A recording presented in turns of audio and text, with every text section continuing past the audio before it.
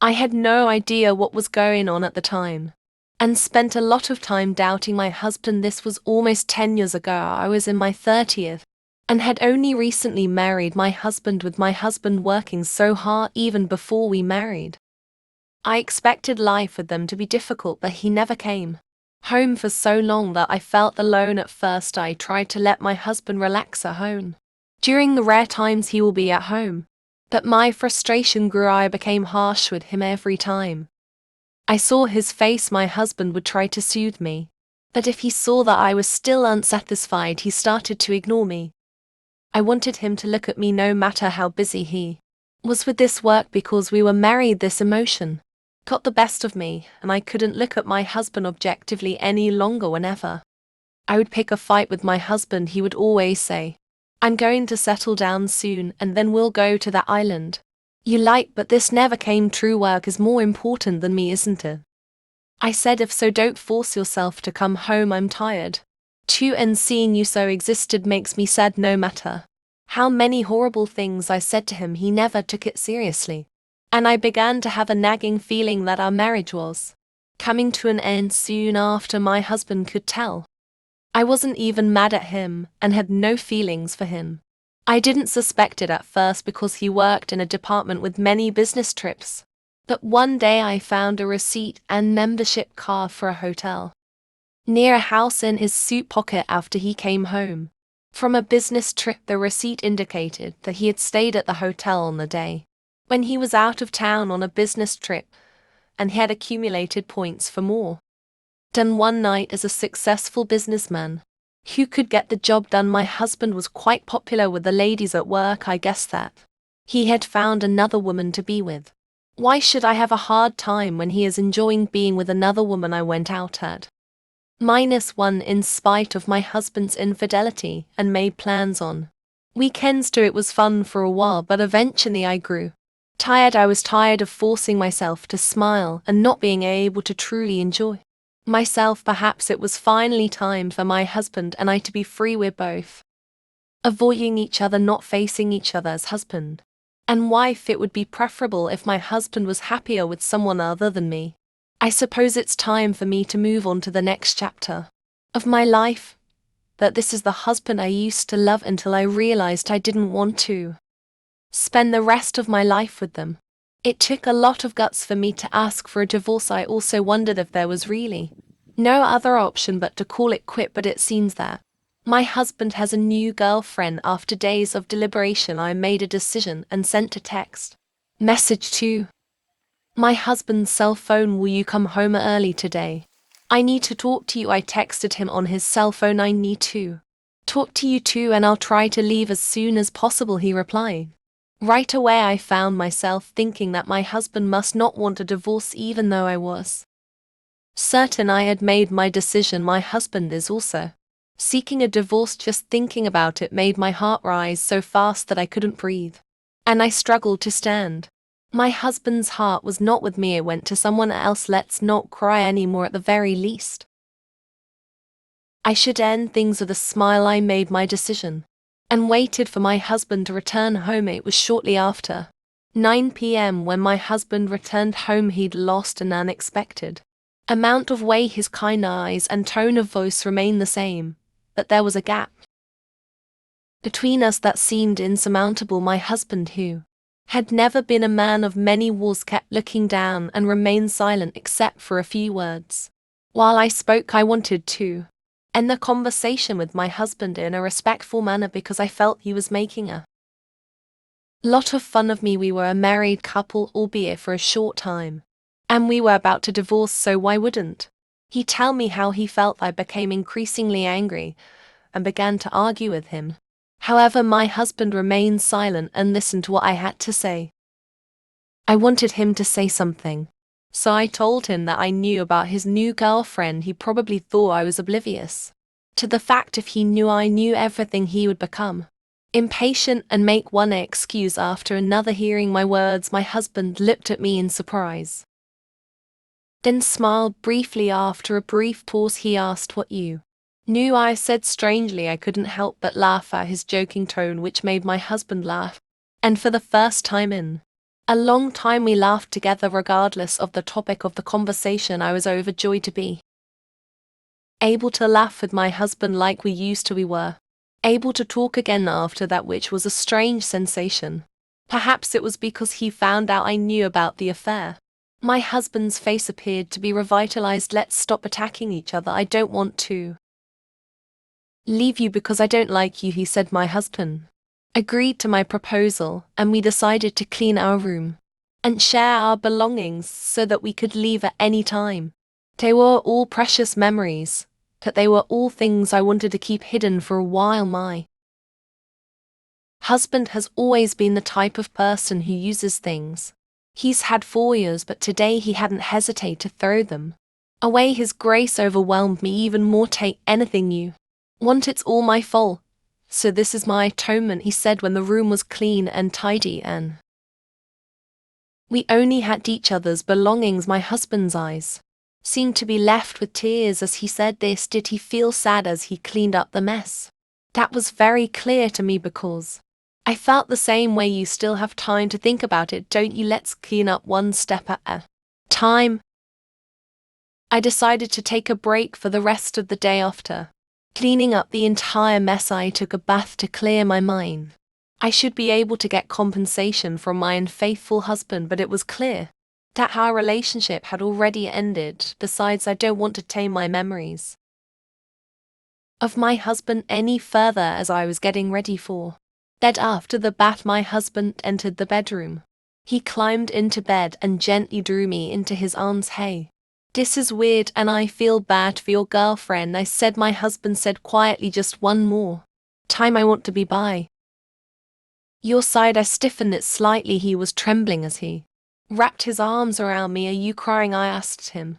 But he didn't respond. I noticed that his body was lighter and more bony as I stroked his back. Are you sure you're well? You appear to have shed some pounds. When I said this to him, his body stopped shaking. I've been cutting weight, he said, pulling his body away from mine. Taking a deep breath. Okay, is there anything else I should know? Are you sure you're okay? It had been a long time since I had touched my husband's body, and I was surprised to see how different it looked from before. My husband's physique was always stocky and muscular. Even when he was busy, he enjoyed working out. But he told me she likes me like this. I was sad once more. He's doing it for her. Why doesn't he just forget about me if he enjoys being with her so much that he loses weight? I see. Then there's no need to cry because it's the last day. Or is it tears of joy to keep my sadness at bay? I said something sarcastic that I didn't need to say. You're still the same. I like that part of you too. I wish you a happy life from tomorrow. I'll be praying for you wherever you are, my husband said lightly. After saying that, my husband began to snore. He was a man who moved at his own pace until the end. I hope so as well. I fell asleep after murmuring to his sleeping face. I overslept the next day because I had stayed up late cleaning up the room the day before. My husband was no longer in bed when I awoke. When I entered the living room, I noticed an A4-size envelope on the table, and when I opened it, I discovered a back book and the slew of documents inside. When I removed everything, I discovered that it was related to marital property. There was also an unusually large sum of money in the bank book in my name, and I discovered the divorce papers in a small envelope. My husband's section had already been filled, so all that remained was for me to complete and submit mine. In a panic, I dialed my husband's cell phone, but it was disconnected because it appeared to have been cancelled. I spent several days asking about my husband's whereabouts with his parents and friends, but none of them would tell me. I had no choice but to contact his company, where I discovered that my husband, that workaholic, had resigned a few months before. Who would have made sense if he made a new girlfriend and left. But why go to such length? Why didn't anyone tell me anything? I've grown suspicious of people, and there appears to be no way to contact my husband. The mental fatigue that had been building up since before the divorce nearly crushed me. My husband had gone to the trouble of arranging compensation for me, and now that I was free, I decided to spend some time in a place I really enjoy. We arrived at the remote island, which took nearly a day to reach from the mainland. The island was depopulated and about 3,000 people lived there. I have visited the island once with my husband and was captivated by his natural beauty and the slow flow of time. My husband promised that we will return to the island once this work was completed. I miss my husband, but maybe what I need now is the peace and quiet of that place. I quit my job and moved to this remote island a few months later after renting the house to someone else. It was a risky move on my part, but I knew I couldn't stay in my house any longer. I'm not sure how my husband paid off the mortgage, but I know he worked very hard. But there were too many memories to keep living along in the house. However, I didn't want to waste my husband's efforts, so I didn't want to just let it go. There are many strange things, but I can't ask my husband about them anymore. I plan to spend time on his quiet island, relaxing and letting myself go. I began to adjust to island life and became acquainted with my neighbors. I had enough assets to live a normal life without working, but I realized that doing nothing was even more depressing. So I started working as a sort of helper, assisting the elderly neighbors with their problems. I was initially treated as an outsider, but as I became more used to the work, I was relieved to be accepted as one of the islanders. As I was settling in, I learned from a co-worker that a new client had arrived from the main island for medical treatment. He had become ill and had chosen this island as his final residence because there was no treatment available. Moving to this island with no medical facilities would be difficult unless you are very prepared to move to this island. In that condition, I was thinking that being in charge would be difficult when the new client asked for a visit, and I was the only one free. I had heard about his medical condition, so I was nervous as I went to his house. We arrived at the small house on a hill with a view of the ocean. The house had been vacant for a long time and had been renovated to the point where it was livable, but it was really just enough to keep the wind and rain out. I questioned whether this was the best place for him to spend his final days. With concern, I rang the doorbell. Come in, a small voice said, barely audible. I gave my usual greeting and entered. I found my client sitting in front of a window, the sun and wind streaming, and I couldn't see his face because it was backlit, so I squinted as I approached. It's a pleasure to meet you today, sir. As I looked at the face that I had turned to me, I was speechless. My husband, no, my ex-husband, sat there. We were both taken aback. We just stood there staring. My husband initiated the conversation. You found me out, he said. He was mischievously smiling like before. What exactly are you doing here? I was so confused by my husband's presence, the fact that he wasn't supposed to be there, as well as the information I had heard at work that I couldn't speak properly. My husband grabbed my hand and forced me to sit next to him. He sat next to me and held my hand until I relaxed. I couldn't think of anything to say to him, and as I sat there, I heard a voice at the door. I wiped my tears and opened the door where an elderly man stood. He seemed surprised to see my tear-stained face. He bowed, went inside, and sat down next to my husband. How are you doing today? He inquired. He spoke in a soft voice. My husband said that there was nothing unusual and began chatting with him. The elderly man was most likely the island's only doctor. I remembered my colleagues telling me that there were no inpatient facilities on the island, and that the clinic nurse and doctor were the island's lifeline. So it appears that my husband came to the island to spend his final days here. Although it was his decision, I listened intently to their conversation. I was wondering if there was anything I could do to help. My husband's doctor left after about 10 minutes of casual conversation. I couldn't help myself and run after him. I guess my flustered appearance startled him again, but when I told him of our relationship, he seemed to understand. I questioned the doctor about my husband's condition and future treatment, but he said I can't tell you without his consent. Maybe he felt sorry for me and said he won't be able to walk by himself. Very soon it seemed a shame for him to spend his final days alone, so please be there for him. I was stunned. What became of my husband's girlfriend? I returned back to the house with heavy steps where my husband was waiting. My husband appeared to have anticipated my questioning the doctor and greeted me with a smile. You're back. I couldn't live without my husband, so I asked him to let me spend the night. My husband's house was only a few pieces of luggage and a couple of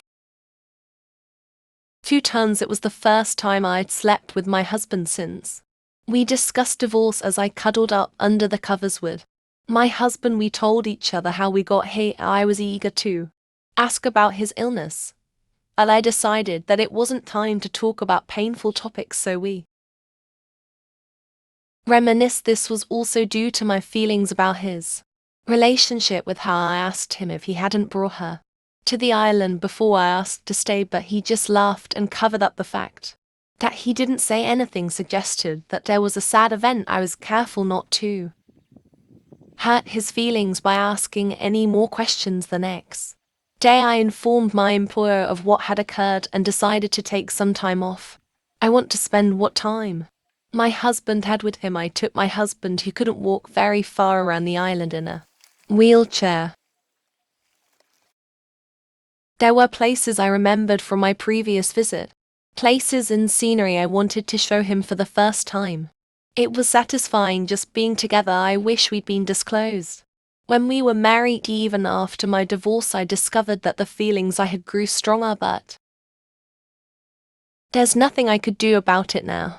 My husband will be confused if I told him. Like friends, I would stay by his side. The good times were fleeting, but the disease was gradually taking its toll on my husband. His physical strength had deteriorated to the point where he could no longer go out, or even take the long-awaited walks. Even daily tasks became difficult, and he began to doze off and fall asleep more frequently.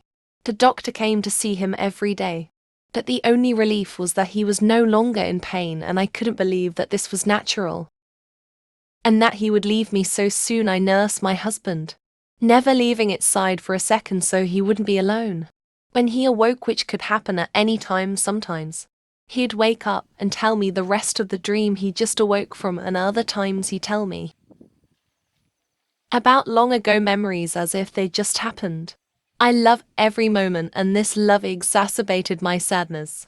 My husband gradually stopped waking up after that. When we stopped talking, I stay by his side reading his favorite books and telling him about the sights and sounds I'd missed so he could understand. I wanted to tell him about a beautiful sunset one day, so I held his hand and tried to speak to him.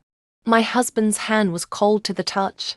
He was barely breathing, and his chest moved in an unnatural way. I panicked and called the doctor, who said he will be there right away. I waited for him, feeling as if my heart was being ripped out of my chest by the out-of-control situation. I hoped it was a misunderstanding. I want him to reassure me that everything will be fine. However, when the doctor arrived, he took a look and said his blood pressure has already dropped quite a bit. Let him go in peace. I believe he wants you to stay with him, so I'll sit this one out. Don't worry, I'll be right there if anything happens, so please stay by his side. The doctor and said goodbye to my husband and walked out. So the time has come. I knew we would come, but it was unbearable. I was delighted to have met you. There were some challenges, but the truth is that I adore you. I held my husband's hand and whispered in his ear. Then my husband gently squeezed my hand back. It was medically impossible, but I clearly felt it soon after.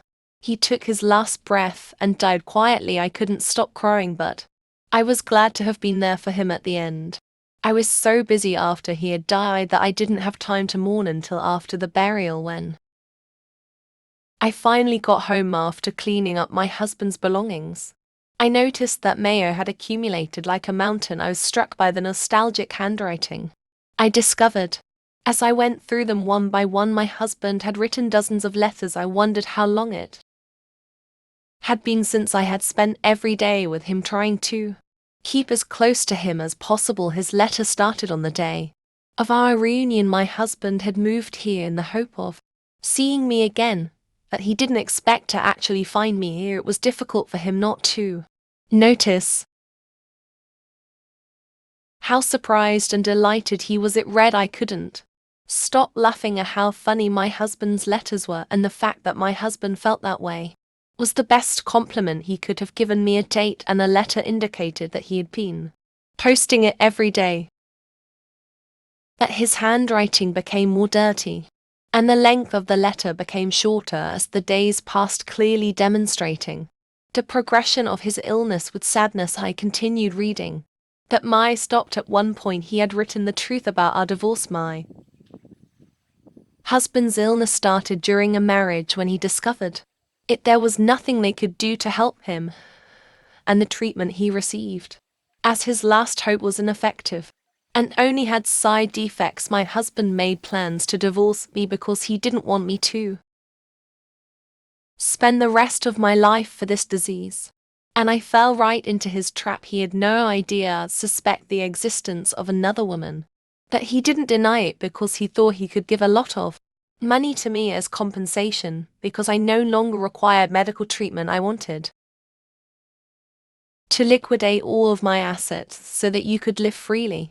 He wrote what hurtful words I'd heard my husband, who had taught that far from me. I sincerely apologized. Tears flowed uncontrollably. Then there was a knock on the front door. I wiped my tears quickly and opened the door to find my doctor standing there. "What brings you here, doctor?" I inquired. When I asked, he handed me a sealed envelope. The envelope was identical to the one I had just read from my husband. He asked me to post it every day. He wrote a few days' worth of letters before he fell into a coma, and he entrusted them to me. I couldn't refuse, and this is the last letter. He asked me to give it to you when you return to your home. So that's what this was about. This was my husband's final letter. I thanked the doctor and read my husband's letter alone. When I opened it quietly and calmly, I found a thin but clear note that said, "Thank you, I love you. We had come so far, but our hearts remain connected. I love you too." When I said this, I thought that I saw my husband's portrait's mouth smile a little. I am still living on this island. Decades after my husband died, I am now officially recognized as an island resident. Build a grave next to where my husband's house used to stand. The day I was sure I'd never leave the island, my husband used to look out the window every day, and I'm sure he still does. I intend to join him there one day, and I am at peace and very happy to be surrounded by memories of my husband. Thank you for sticking with me until the end. I'll see you in the next video.